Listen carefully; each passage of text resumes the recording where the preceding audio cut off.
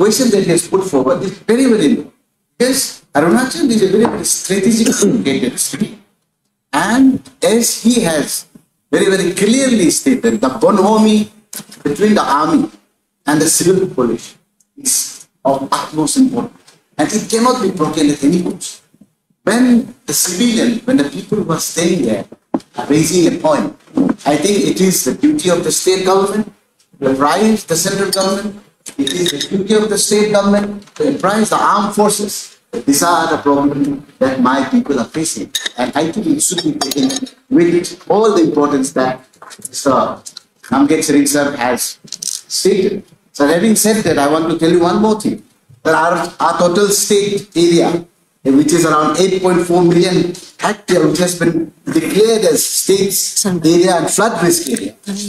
Out of that, only 25 lakh hectares have irrigation potential, and only 29% of the total area has been given the protection so far. And in Arunachal, we have a lot of wasteland.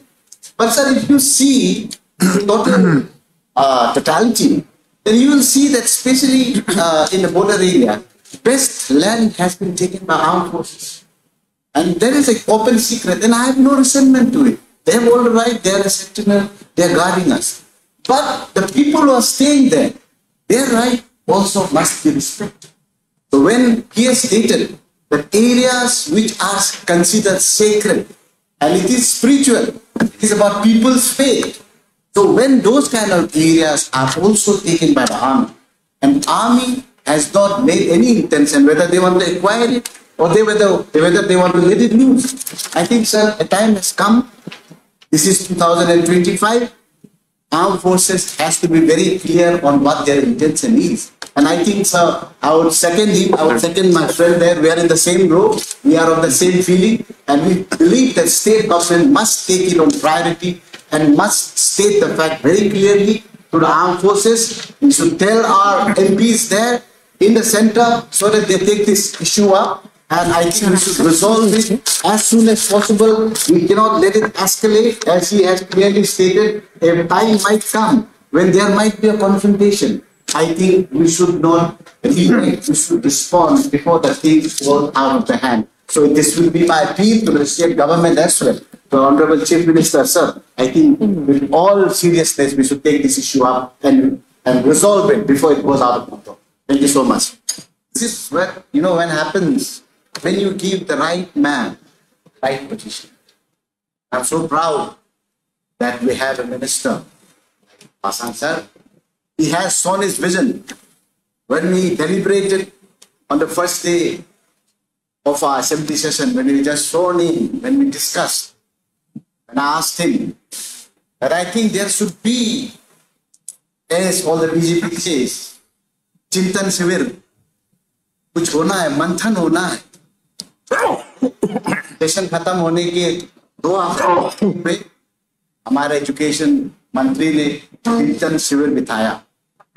He has shown commitment, and unfortunately I could just see the report now, but whatever I could gather, yes, there is more to aid. There is always room for improvement, but what you have done is magnificent, and I must congratulate you, sir. Not only you, but your entire team, your Commissioner of Education, your Secretary of Education, and all the team that has helped you come out with this policy. It is a wondrous thing, and I'm so proud. Having said that, sir, a few things that I must say. So I wish we were a rich state. I wish we have a bigger GDP or GSDP, whereby we could have given more percentage of share to education. We need, in this juncture of our state, we need toleration. We need appreciation of differences. Where will it come from? It will come from education, my friends. And this is where we have to invest. If we have to make a better Arunachal, a better country, education is the place. And by coming up with policy, you have given out a loud message. Sir, as I was going through the educational system of Vietnam, Vietnam is one of the countries, though they are not developed, but their education system is amazing.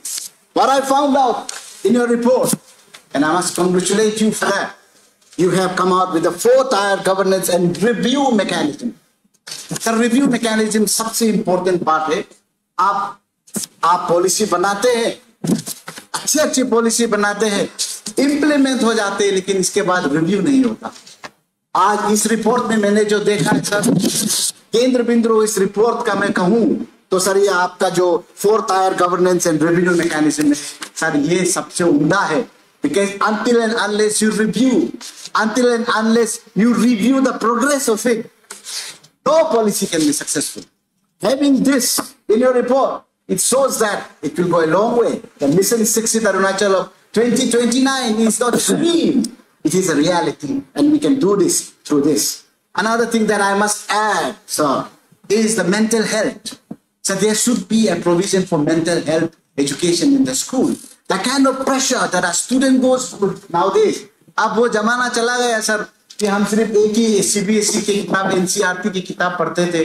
मैं जब college पे गया first year पे, मेरा roommate ही excellent debater, class 2-1 से sir वो अलग अलग किताब पढ़ के आए थे और हम तो सिर्फ NCERT की किताब पढ़ के आए थे। I could feel the difference that time. Sir, we must give them all kind of exposure, और एक्सपोजर के साथ साथ सर मेंटल हेल्थ का एजुकेशन बहुत ही इंपॉर्टेंट है। हर स्कूल पे अगर पैसा रहा तो एक साइकोलॉजिस्ट का जरूरत है सर, जो इन प्रेशरों को हमारे स्टूडेंट, हमारे बच्चे जो इन प्रेशरों से गुजरता है सर, उसके ऊपर भी ध्यान दिया जाए। मेंटल हेल्थ मैं चाहूंगा कि अगर आप इस पे ऐड करें सर, बहुत ही अच्छा रहेगा। आपने जो reward and recognition of teachers रखा है सर, ये भी बहुत ही उम्दा है, क्योंकि हमारे टीचर्स को एप्रिसिएशन का जरूरत है सर।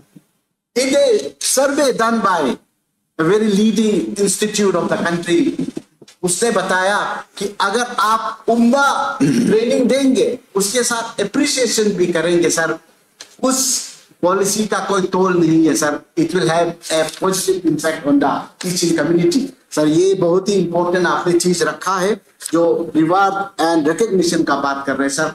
हमारे डिस्ट्रिक्ट पे सर हमने भी ये, क्योंकि मैं एक और बात ऐड करना चाहता हूं कि हम सिर्फ सरकार को देखना नहीं चाहिए। All are MLAs are very very progressive, very very capable. Sir हमने तो हमारे डिस्ट्रिक्ट पे अपने हमने भी एक मुहिम शुरू किया है, जहां पे हम स्टडी कर रहे हैं। अभी हमारा रिपोर्ट 6 महीने बाद बनेंगे sir. I will share with you. आपका जो है हम उस पर डॉपटेल करके सर इसको और उम्दा बनाएंगे सर। हम वो कोशिश पे है, तो हमारा एमएलए साहब से जितने भी मैं उन्हें रिक्वेस्ट करना चाहता हूँ कि हमें पासन सर को मदद करना है, उनको सहायता करना है, ताकि मिशन शिक्षित अरुणाचल एक रियलिटी बन सके। सर इसके साथ साथ सर मैं आपको ये भी सजेस्ट करना चाहता हूँ कि हमारे जैसे अभी 2800 स्कूल है, उसको आप 1600 स्कूल पे लेके आने का जो आपने प्लान किया है, अच्छा है सर। लेकिन उसके साथ साथ मैं ये भी बताना चाहता हूँ कि हर स्कूल पे जो हमने मेरे डिस्ट्रिक्ट में हमने शुरू किया है कि न्यूट्रिशनल गार्डन हर स्कूल पे अगर आपके तरफ से एक इंस्ट्रक्शन चले जाए, तो सर हर स्कूल पे हम एक न्यूट्रिशनल गार्डन खोलने से हमारे बच्चे को नेचर के बारे में एक एजुकेशन मिलेगा कि किस तरह पौधा को बोया जाता है, किस तरह उसका देख रेख किया जाता है। और सर ये जब बड़ा होंगे इसका फायदा सबको मिलेगा। We can put fruits like oranges, guavas, pineapple, so that our student learns, और उससे खाने को भी मिलेगा सर। एक न्यूट्रिशनल गार्डन अगर ये चैप्टर भी आप उसके साथ खोल दिया जाए तो बहुत अच्छा रहेगा सर। ये हमारा एक सुझाव है सर। और एक सुझाव मैं देना चाहता हूँ कि हर स्कूल पे लेबोरेटरीज, मैंने मेरे अपने स्कूल, चारों स्कूल, जितने भी स्कूल को मैंने अपनी तरह से 3 महीने 7 दिन पे हमारे कॉन्स्टिट्यूएंसी को हमने दौरा किया था सर। उसमें मैंने देखा कि स्कूल पे लेबोरेटरीज का हाल बड़ा बुरा है सर। सुनने में आया है कि यहाँ से पैसा भेजता है, लेकिन पैसे बीच पे गायब हो जाता है। कहाँ चला जाता है sir? We have to set up inquiry commission to find out where the money goes. Sir laboratories का हाल बिल्कुल खराब है, लेबोरेटरीज ना के बराबर है सर। बिना लेबोरेटरीज का आप साइंस ज्योग्राफी को आप कैसे पढ़ाएंगे? मेरा ये आपसे दरख्वास्त है, आप लेबोरेटरीज के ऊपर भी अगर ध्यान दिया जाए तो अच्छा रहेगा सर। आपके यहाँ पे और एक चीज जो आप रैशनलाइजेशन करके स्कूलों को कम किया जा रहा है सर। कई स्कूल है जो रेसिडेंशियल स्कूल है, जहाँ पे एनरोलमेंट मैं मानता हूँ कि काफी कम है, लेकिन आप जब आए हैं सर, आपने अरुणाचल को जगाया है। आपको विश्वास नहीं होगा सर कि हमारे जो डिस्ट्रिक्ट पे डेलीगेशंस बना के आए हैं रेजिडेंशियल स्कूल का। उसने बोला है कि सर हम ये रेजिडेंशियल स्कूल को फिर से जगाना चाहते हैं। मैं बोला आप इतना साल कहाँ गायब थे सर, आप कोई शिक्षा मंत्री ने ये शुरू नहीं किया था, आप शुरू किए सर, हम ये स्कूल को रखना चाहते हैं। तो मैंने पूछा कैसे करेंगे आप? सर हम अपने तरफ से एक बिल्डिंग बनाएंगे। मैं बोला अगर आप अपने तरफ से एक बिल्डिंग बनाए तो हम एमएलए लेट फंड से उसका ही बिल्डिंग का जैसा आपने बना मैं भी बनाऊंगा, तब मैं शिक्षा मंत्री को जाके बोलूंगा कि आप मुझे और फंड दीजिए और ये स्कूल को चलने दीजिए। इसके चलते I think I have come and discuss with you also sir, ऐसे स्कूल को जहां पे हमारे जनजाति, हमारे जो अफेक्टेड पेरेंट्स है वो आगे आते हैं तो सर इनको भी बढ़ावा देना चाहिए, उनको भी एक स्टेक होल्डर की तरह इसको पार्टिसिपेट करने का मौका देना चाहिए सर। मेरा ये भी एक मानना है सर। हमारे इस मुहिम पे सबसे इंपॉर्टेंट जो है सर प्राइमरी स्कूल से, this is way a foundation of a future generation is made. ये नींव है सर, ये नींव है। इस प्राइमरी स्कूल को हमको 100% फोकस इस पे दिया जाना चाहिए, ये मेरा मानना है सर। वहाँ के टीचर्स, वहाँ के स्कूल्स, वहाँ के इंफ्रास्ट्रक्चर, किस तरह के इंफ्रास्ट्रक्चर को दिया जाए पर इस पे गौर करना बहुत ही जरूरी है, मेरा ये मानना है सर। रिगार्डिंग सर आपने जो शुरू किया था, and I am very proud to say speaker sir कि my district is the first district to have given all the LPCs. Sir मैं विधायक बनने के साथ साथ जितने भी स्कूल का एलपीसी निकाल के हमने मिनिस्टर सर को बताया कि सर आपका जब चिंतन शिविर हुआ था हमने ऑलरेडी 100% हमारे जितने भी स्कूल है उसका एलपीसी हम निकाल के दिए हैं सर। ये भी एक अच्छा सुझाव आपने मुझे बताया था, मैं उसको किया हूँ सर। और दो चीज मैं आपको बताना चाहता हूँ। एक, हमारे समय पे जब हम स्कूल पे पढ़ा करते थे, गवर्नमेंट स्कूल पे, अपने डिस्ट्रिक्ट का मैं टॉपर रहा सर। जब टॉपर होते थे हमें सैनिक स्कूल का भेजने का एक प्रावधान होता था और उसके साथ साथ इंडिया टूर का एक प्रावधान होता था, वो गायब हो गए सर। हमने अपने डिस्ट्रिक्ट पे इस साल से शुरू किए हैं सर, टॉपर को हम एमएलए लेड फंड से भेज रहे हैं। पर मेरा ये दरख्वास्त रहेगा आपसे कि अगर आप ऐसा कोई समाधान निकाले जहां पे हर स्कूल के टॉपर को, primary school particularly class 5, class 8 और क्लास 10 के 3 टॉपर्स को, फर्स्ट सेकेंड थर्ड को पुराने समय के जैसा इंडिया टूर का अगर आप देंगे sir, he will learn a lot. He will go out and see how the world has become. He'll come back and tell the students, his friends, his colleagues, and it will have a spiraling effect, sir. I think that must be taken into consideration. दूसरी बात sir, टीचरों का भी कुछ करना चाहिए। Teacher को भी एक्सपोजर टूर का बहुत ही जरूरत है सर। हमने अपने लेवल पे कोशिश किए थे सर, काफी महंगा है तो हम नहीं कर पाए, लेकिन स्टूडेंट को हम जरूर कर रहे हैं। इसीलिए मैं सर एक सुझाव आपको देना चाहता हूं। आप यहाँ पे हमारे डिप्टी चीफ मिनिस्टर हमारे साथ है सर। अगर आप कोई टाइट फंड एमएलए को देते हैं, ये फंड आप एजुकेशन पे डालिए, बेसिक ऑन योर परफॉर्मेंस। अगर आपने अच्छा से यूज किया तो ये फंड को हम अगले साल और बढ़ा देंगे। If you give us a fund which is tied to education based on performance and merit, sir, this will go a long way. It will encourage MLAs like us and all the MLAs who are sitting here. ये मैं आपको बताना चाहता था sir. और जो दूसरा चीज सर, I think मुझे ये बोलना बहुत ही जरूरी है सर। ट्रेनिंग का जो आपने बोला है सर, ये ट्रेनिंग बहुत ही जरूरी है। डाइट, हर जगह पे डाइट का सर अर्थव्यवस्था और इंफ्रास्ट्रक्चर ठीक नहीं है सर। हमारे डाइट जो याचुली पे है, जो 5 डिस्ट्रिक्ट को कवर करते हैं सर, उसका हालत बिल्कुल ही खराब है सर। अपने एमएलए लेट फंड से वहां पे भी मैं स्मार्ट टीवी को मैं अपने तरफ से दे रहा हूँ। हमारे जो हायर एजुकेशन एक ही है सर, याचुली कॉलेज, वहां के जितने भी बच्चों का फीस को मैं अपने तरफ से दे रहा हूँ, हॉस्टल का फीस को मैं अपने तरफ से दे रहा हूँ सर। इस तरह का जो भी मुहिम करेंगे, जो भी इनिशिएटिव करेंगे, उस एमएलए को अगर आपके तरफ से कुछ फंड या कुछ भी मदद मिल जाए तो सर हर एमएलए ये चीज करेंगे, मेरा ये मानना है sir. I really want to thank you once again sir, and this is a fantastic initiative by you, and I'm so proud to tell that the government led by Pema Khandu Sahab and Chownaman sir has in fact the right person they have chosen to lead Arunachal, and they have given the right portfolio to the right man, sir. We are so proud of you, and I believe that you will continue in this march, and we are right behind. We are right behind, following your footsteps, encouraging you in whatever you are doing. Before I conclude my speech, I just want to say one more thing regarding transparent posting, sir.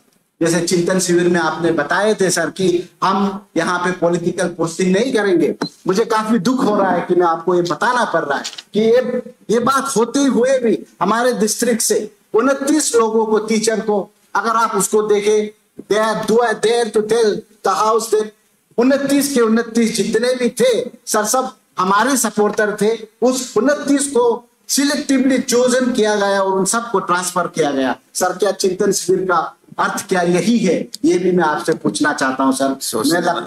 मुझे लगता है कि इस तरह का policy, इस तरह का व्यवहार हमें एनकरेज नहीं करना चाहिए। अगर ये हुआ भी है तो मैं ये बता देना चाहता हूं कि सदन में मैं जब आपको बताया, हमारे मिनिस्टर सर को, कमिश्नर साहब को बताया, उसने किसी को ट्रांसफर भी होने नहीं दिया। I wanted to appreciate you for that as well sir. And when this becomes a policy, when this becomes a practice, sir, हमारे यहाँ पे कोई नहीं आएगा, क्योंकि मैं खुल के तब बता सकता हूं कि हमारा जो शिक्षा मंत्री है यहाँ पे पॉलिटिकल पोस्टिंग नहीं करता। तो अगर आपको कोलोरियन में जाना है, आपको पीप सोरंग जाना है, आपको मेबो जाना, आप जाइएगा, हमें इस पे बहुत बोलिएगा। When you become like that, sir, then it becomes easy for us. But if there is a practice going on in different district and same policy is not practiced in my district, अब दिल को दर्द होता है sir. तो हम भी चिंतन में डूब जाते हैं कि क्या चिंतन शिविर का सही मान्य यही है क्या, यही नहीं? तो मुझे इस प्रश्न के साथ आपको मैं अप्रिशिएट करते हुए, स्टेट गवर्नमेंट को अप्रिशिएट करते हुए, मैं सब हमारे जितने भी एमएलए लोग हैं, मैं उन सबको यही दरख्वास्त करना चाहूंगा कि ये जो मुहिम हासन साहब ने चलाया है, हमको उसको जोरदार से उसको सपोर्ट करना है। और मुझे विश्वास है हम जब साथ में होंगे, we can do it together and together we can. Thank you so much, sir. God bless you.